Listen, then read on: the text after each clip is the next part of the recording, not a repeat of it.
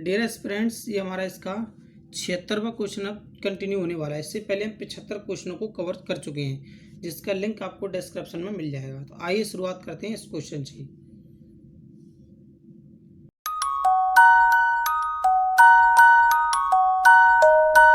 Dear aspirants, आज हम बहुत ही बेहतरीन तरीके से इन सवालों को सीखने वाले हैं। तो आइए शुरू करते हैं। एक परीक्षा में 36% छात्र अंग्रेजी में अनुत्तीर्ण हुए और 40% छात्र हिंदी में अनुत्तीर्ण हुए। यदि 20% छात्र दोनों विषयों में अनुत्तीर्ण हुए तो उत्तीर्ण प्रतिशतता क्या होगी, ये हमें ज्ञात करना। देखिए, मान लीजिए ये हम सर्कल बना लेते हैं। ये दो सर्कल बना लिए हमने एक दूसरे को काटते हुए। तो ये माना कि ये पहला जो सर्कल है ये हमारा हिंदी के लिए है या इंग्लिश के लिए है, ये हमारा हिंदी के लिए। तो हम देख पा रहे हैं हिंदी में जो विद्यार्थी हैं, इंग्लिश में जो है 36% फेल हुए हैं और हिंदी के अंदर 40% फेल हुए, जबकि दोनों विषयों में 20% विद्यार्थी फेल हुए हैं। तो हम ऐसा कह सकते हैं जो केवल और केवल इंग्लिश में फेल हुआ है वो 36 से 20 माइनस करने पर, ये वाला पार्ट 20 माइनस करने पर 16 बचा। ऐसे ही 40 में से 20 माइनस करने पर ये कितना बचा हमारा 20। हम देख पा रहे हैं कि ये फेल होने वाले विद्यार्थी कितने हो गए 16, 20 और 20। ओवरऑल हमारे पास कितने हो गए 56। ये 56 विद्यार्थी क्या हो गए फेल हो चुके हैं, जबकि टोटल विद्यार्थी कितने मानते हैं हम 100, और 100 में से यदि हम फेल वालों को माइनस कर दें तो 44% विद्यार्थी जो होंगे वो क्या हो जाएंगे, हमारे पास हो जाएंगे। तो उत्तीर्ण होने वाले विद्यार्थियों का परसेंटेज है 44। या हम ऐसे कह सकते हैं कि अगर आपको ये समझ में नहीं आया तो आप इसका यूज कर सकते हैं। कैसे कि x + y - z, ये जो z है ये दोनों सब्जेक्टों में जो विद्यार्थी फेल हुए या पास हुए हैं उसके लिए यूज़ करते हैं हम। तो हम पहले देख पा रहे हैं कितना है 36% विद्यार्थी प्लस 40% विद्यार्थी माइनस 20% विद्यार्थी। तो ये जो निकल कर आएगा इसे सॉल्व करने पर कितना मिलेगा हमें 56 निकल कर आया। ये जो निकल कर आया फेल का परसेंटेज निकल कर आया है, क्योंकि ये फेल में दे रखे हैं तो फेल में निकलेगा। अब पास में बदलने के लिए हमने इसमें 100 में से इसको माइनस कर दिया, 100 में से 56 माइनस किया तो निकल कर आ गया 44%।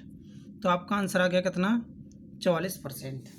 देखिए, आप किसी मेथड से इस क्वेश्चन को कर सकते हैं, चाहे तो आप इस मेथड का यूज़ कर लें, चाहे इसका। बहुत अच्छा मेथड है और बहुत अच्छा क्वेश्चन है। ये पुलिस कांस्टेबल 31 जुलाई 2016 को 12 बजे वाली शिफ्ट में आया हुआ है। तो ये समझ पाए होंगे इस क्वेश्चन को। चलते हैं अब नेक्स्ट क्वेश्चन की ओर।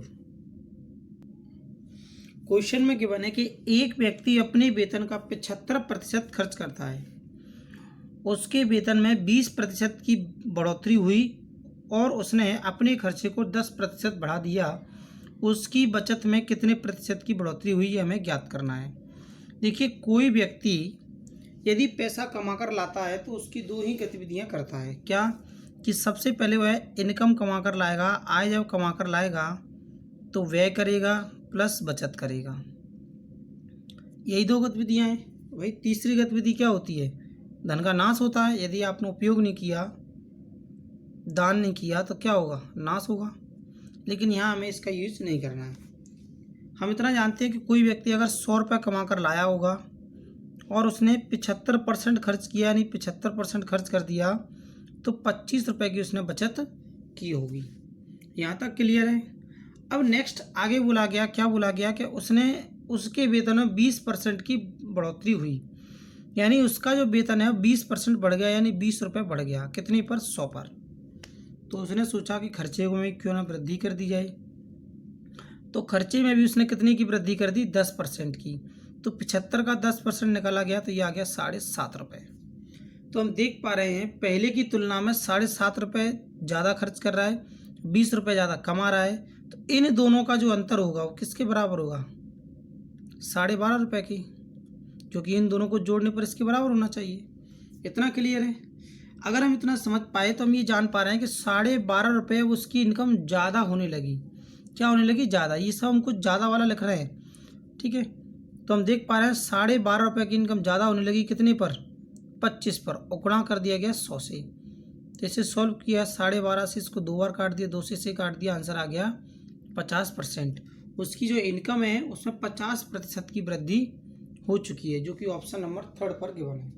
बहुत बेहतरीन क्वेश्चन था ये भी, तो समझ पाए होंगे आप इस क्वेश्चन को आसानी से। हो सकता है काफ़ी स्टूडेंट इसमें कंफ्यूज भी हो, तो वो ये कर सकते हैं कि 100 की जगह फिर यहाँ पे 20% बढ़ाने के बाद 120 ले सकते हैं। इसमें 10% बढ़ाएगा वो, तो ये उसका 84.5 आ जाएगा। इस प्रकार से करते हुए चला जाएगा वो, तब भी उसका आंसर आ जाएगा। आइए चलते हैं नेक्स्ट क्वेश्चन की ओर। क्वेश्चन में गिवन है कि एक रेफ्रिजरेटर 14,168 रुपये में बिक्री कर सहित उपलब्ध है। तो बिक्री कर कितना है? 12%। देखिए, हम मानते हैं कि किसी वस्तु का जो मूल्य है अपने आप में 100% रहता है, तो 100% के अंदर हमने क्या जोड़ दिया? उसमें 12% टैक्स जोड़ दिया, तो ओवरऑल 112% बराबर कितना दे रखा हमें? 14,168 रुपये। तब प्रश्न में बोला गया कि रेफ्रिजरेटर का चिन्हित कीमत का पता लगाइए, यानी 100% का वैल्यू हमें ज्ञात करना है। तो हम 112 से डिवाइड कर देते हैं, 14,168 में 112 से डिवाइड कर देते हैं, 100% निकालने के लिए 100 से मल्टीप्लाई कर दिया। जैसे हम इसे सॉल्व कर देते हैं काट पीटने के बाद, तो आंसर आएगा हमारा ऑप्शन नंबर ए, 12,650। आप एक बार वीडियो को रोक करके चेक करके देखें कि आपका आंसर भी यही आ रहा है कि नहीं। अगर आ रहा है तो लाइक ज़रूर करें और बताएं कि हाँ, आप क्वेश्चन आपको समझ आ रहे हैं। तो इतना समझने के बाद चलते हैं अब नेक्स्ट क्वेश्चन की ओर। क्वेश्चन में गिवन है, जब रेडियो की कीमत 20% कम हो गई तब 80% से वृद्धि हुई, किसमें? बिक्री में। तो बिक्री पर कुल प्रभाव क्या था, ये क्वेश्चन के अंदर पूछा गया। तो सबसे पहले हम देखते हैं रेट, कीमत उसकी जो है उसमें क्या बदलाव हुआ? 20% कम हो गया। देखिए, 20% का फ्रैक्शन वैल्यू हम सब जानते हैं क्या होता है? 1/5, यानी 5 पहले आर्टिकल बेचते थे, आज कितने बेचने लगे? 4 रुपये में। पहले आर्टिकल 5 रुपये का आता था, रेट उसकी 5 रुपये थी, अब कितनी हो गई? 4। इसके कारण 80% वृद्धि हुई। 80% का फ्रैक्शन वैल्यू निकालेंगे तो आएगा 4/5। देखिए, 20% 1/5, तो 20 में 4 का गुणा किया 80, तो यह आ गया 4/5। नहीं भी है तो आप इसे सॉल्व कर सकते हैं। इस परसेंटेज के सिंबल को हटा करके नीचे लिख सकते हैं 100, काटने के बाद ये मिलेगा कितना? 4/5। यानी पहले आर्टिकल केवल और केवल 5 बेचते थे। कितने बेचते थे? 5। अब कितने बेचने लगे? 5 + 4 9 बेचने लगे। तो हम देख पा रहे हैं कि इसकी जो है बिक्री बढ़ गई है। तो प्रश्न में पूछा गया कि भाई बिक्री में कितने का परिवर्तन हुआ है। तो पहले जो टोटल बिक्री होती थी 25 आर्टिकल की होती थी, आज जो हो रही है हमारी 36 की। तो कितने रुपए का या कितने का अंतर आया इसमें? तो हम देख पा रहे हैं 11 यूनिट बढ़ गया। कितने पर? 25 पर, और गुणा कर दिया हमने कितने से? 100 से, परसेंटेज निकालने के लिए। 25 से काट दिया 4 बार, 4 का 11 में गुणा किया, आंसर आ गया 44%, जो कि ऑप्शन नंबर वी पर गिवन है। सॉरी, कमी नहीं, वृद्धि ए पर गिवन है। आंसर है ऑप्शन नंबर ए, क्योंकि यहाँ वृद्धि हुई है, पहले की तुलना में बढ़ रहा है। अगर ये बड़ा प्राप्त होता है तो वृद्धि होती है, और छोटा प्राप्त होता है तो कमी होती है। तो आंसर है हमारा ऑप्शन नंबर ए। समझ पाएंगे इस क्वेश्चन को। आइए चलते हैं अब नेक्स्ट क्वेश्चन की ओर। बड़ा ही प्यारा सा प्रश्न है। प्रश्न में दे रखा है, यह ज्ञात है कि एक निश्चित फल का 25% सड़ा हुआ है। यदि सड़े हुए फलों की संख्या 45 है तो फलों की कुल संख्या ज्ञात कीजिए कितनी है। तो हम देख पा रहे हैं 25% भाग जो है वो सड़ चुका है। 25% को हम क्या लिखते हैं? 1/4। अगर 1 यूनिट का जो वैल्यू है वह दे रखा है हमें कितना? 45। तो 4 यूनिट की निकालने के लिए 45 का 4 गुना 80, 180। तो आंसर आया 180 कुल फल थे हमारे पास, जिसमें से 25% सड़े हैं, यानी कि 45 सड़े हुए थे। ऐसे भी कर सकते हैं, नहीं है तो आप इसमें क्या कर सकते हैं कि 25% बराबर कितना दे रखा है? 45। तो हम कह सकते हैं इसको 100 बनाने के लिए 4 का गुणा किया तो ये आ गया 100%। तो इसको भी 4 गुना कर दिया तो ये आ गया 180 फल। कैसे भी कर दें, आंसर वही आना है। समझ पाएंगे इस प्रश्न को। आइए चलते हैं अब नेक्स्ट क्वेश्चन की ओर। क्वेश्चन में गिवन है कि एक शहर की जनसंख्या में सालाना 4% की बढ़ोतरी होती है, लेकिन यह प्रवासन गमन द्वारा सालाना 1% तक घट जाती है। तो 3 वर्षों में उसकी जनसंख्या में कितने प्रतिशत की बढ़ोतरी हुई। देखिए, इस क्वेश्चन को करने के हमारे पास अलग अलग तरीके हैं, लेकिन सबसे पहले हम इस तरीके से कर लेते हैं। किससे? x प्लस वाई वाले से। जैसे कि हम देख पा रहे हैं कि 4% बढ़ती है, 1% घट जाती है, तो ओवरऑल कितना बढ़ती है? 3%। हम यूज इसका करने वाले हैं x plus y plus x into y upon 100। देखिए, बढ़ रही है इसलिए हम जोड़ते चले जाएंगे, तो 3 प्लस 3 इंटू 3 अपॉन 100। तो इसे सॉल्व करते हैं। 3 और 3 कितना हो गया? 6, और ये हो गया हमारा 9, और 100 का डिवाइड करने पे आ गया 6.09। यहाँ तक समझ पाए होंगे? ठीक है। अब यही प्रोसेस हमें एक बार और दोहराना है, क्योंकि फर्स्ट ईयर ये हो गया, सेकेंड ईयर ये हो गया, 2 सालों में ओवरऑल इतना बढ़ गया, और अब हमें इस पर 3% और बढ़ाना है, क्योंकि 3 वर्षों की बात की गई है। तो हम यहाँ पर अब तीसरे वर्ष के लिए एक बार इसे यूज करेंगे, एक बार 3% को यूज करेंगे। तो 6.09 प्लस 3% बढ़ गया, प्लस 6.09 गुणा 3 बटे में आ गया 100। तो इन दोनों को जोड़ने पर ही हमें प्राप्त होगा क्या? 18,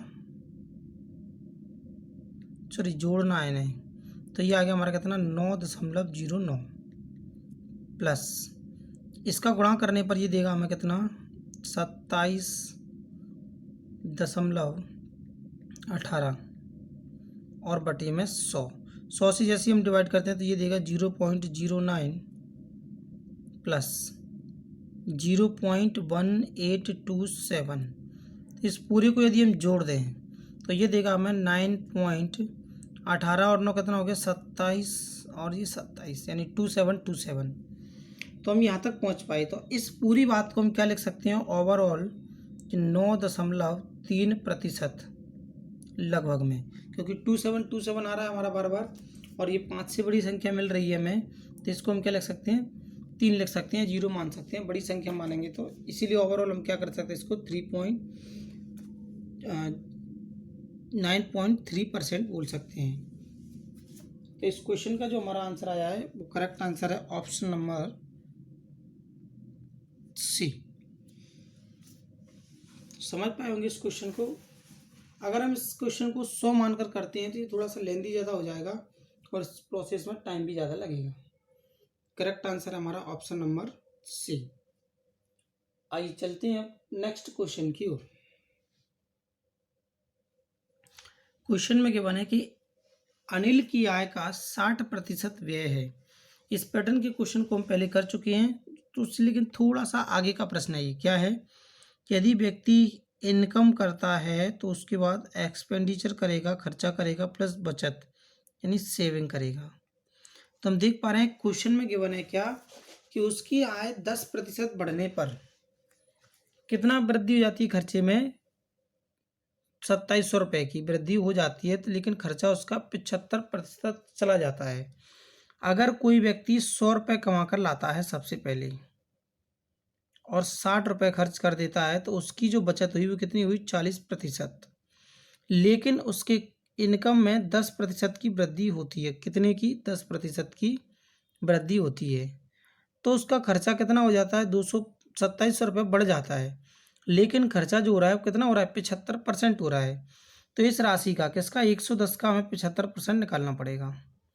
75% को हम 3/4 निकाल सकते हैं। 75/100, 25 से काटने पर 3/4, इसे कैंसिल किया 55, 55 का 3 गुना हो गया हमारा 165, इसका 2 से डिवाइड करने पर ये आ गया हमारा 85.5, यानी 82.5,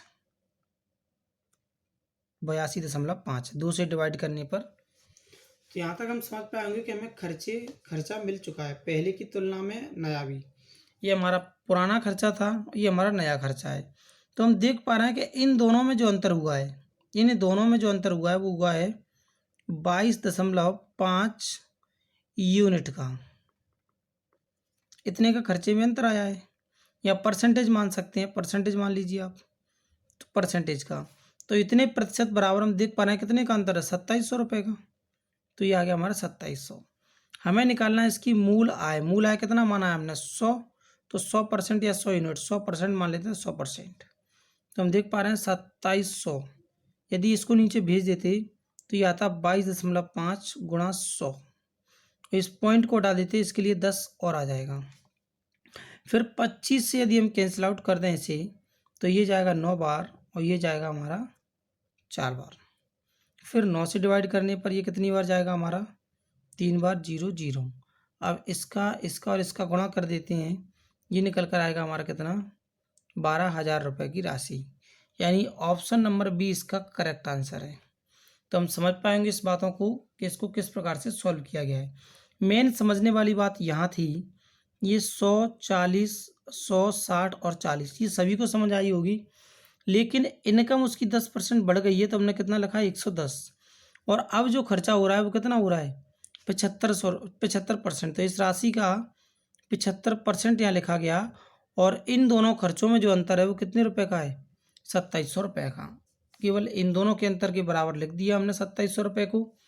तो हम समझ पाए कि 22.5% बराबर 2700 रुपये की राशि है, तो 100% का मान कितना होगा 12,000 रुपये, जो उसकी मूल आय है। तो समझ गए होंगे आप इस क्वेश्चन को बहुत ही बेहतरीन तरीके से। तो आइए चलते हैं आप नेक्स्ट क्वेश्चन की ओर। क्वेश्चन में गिवन है कि एक शहर की जनसंख्या 3,40,000 है। यदि प्रतिवर्ष 5% की समान दर से बढ़ती है तो 2 वर्ष के बाद जनसंख्या क्या होगी। देखिए अभी वर्तमान में जो जनसंख्या दे रखी है 3,40,000 दे रखी है, गुणा पहले वर्ष 5% बढ़ती है तो हम कह सकते हैं 105/100 गुणा 105/100। या ऐसे हम कैंसिल कर देते हैं 5 से, तो ये आएगा हमारा कितना 21/20। इसे कर दिया तो 21/20। फिर हम देख पा रहे हैं 0 से 0 कैंसिल हो गया, 0 से 0 कैंसिल हो गया अगेन, यानी 2 का 2 गुना 4। 4 से हम इसे डायरेक्टली कैंसिल कर देते हैं तो ये जाएगा हमारा कितनी बार 8 बार। 32 बचा कितना हमारा, फिर से 2 शेष बचा, यानी कि 5 चौक 20 और 0 का 0। अब हमारे पास जो ओवरऑल संख्या बची हुई है 840 गुणा 21 होगा कितना हमारा 441। यदि हम इन दोनों को मल्टीप्लाई कर दें तो हम देख पा रहे होंगे कि लास्ट में हमें एक ही 0 मिलने वाला है, और लास्ट में मल्टीप्लाई करने पर 5 बार डिवाइड जाएगा इसका, और मल्टीप्लाई करने पर लास्ट में 5 मिल रहा है। कितना मिल रहा है 5। और इन सभी डिजिटों में हम देख पा रहे हैं केवल यहाँ 5 दे रखा है, तो हमारा ऑप्शन कौन सा सही है सेकंड वाला। तो हमें थोड़ा सा ध्यान रखना है, ये कितना रहेगा 5, तो मल्टीप्लाई करने पर हमें कितना मिलेगा 3,74,850, जो कि ऑप्शन नंबर सेकंड पर गिवन है। केवल मल्टीप्लाई को सॉल्व करना ध्यान से, तो समझ पाएंगे इस क्वेश्चन को। आइए चलते हैं अब नेक्स्ट क्वेश्चन की ओर। क्वेश्चन में गिवन है यदि शक्कर की कीमत 18 रुपये प्रति किलोग्राम से बढ़कर 20 रुपये प्रति किलोग्राम हो जाती है तो एक व्यक्ति को शक्कर की खपत में कितने प्रतिशत की कमी करनी चाहिए कि उस पर होने वाला खर्चा समान रहे। तो हम देख पा रहे हैं पहले जो खर्चा हो रहा था 18 रुपये का हो रहा था, आज जो है 20 रुपये का हो रहा है। अब ऑनर ये चाहता है कि हमारा खर्चा समान रहे, कितना रहे 18 रुपये, तो उसे कितनी खपत कम करनी होगी 2 रुपये की खपत कम करनी होगी, कितने पर 20 रुपये पर, और गुणा कर दिया उसने 100 का। 2 से इसे कैंसिल आउट किया 10 और 0 से 0 कट के आंसर आया 10%, यानी 10% खपत उसे अब कम करनी चाहिए।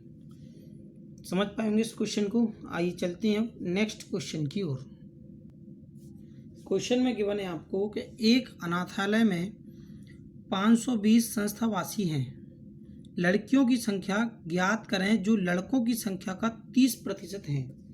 तो अब आपको ऑप्शन दे रखे हैं 156, 120, 40 और 400। बिना ऑप्शन को देखे हुए आप इस क्वेश्चन को सॉल्व करें और आंसर निकालने कितना आ रहा है। और अगर आपका आंसर आ जाता है तो कमेंट बॉक्स के अंदर कमेंट करके बताएं कि आपका आंसर कितना निकला है। कल मिलते हैं इसी क्वेश्चन के साथ, तब तक के लिए अच्छे से तैयारी करते रहें। मिलते हैं नेक्स्ट वीडियो में। Thank you, sign out.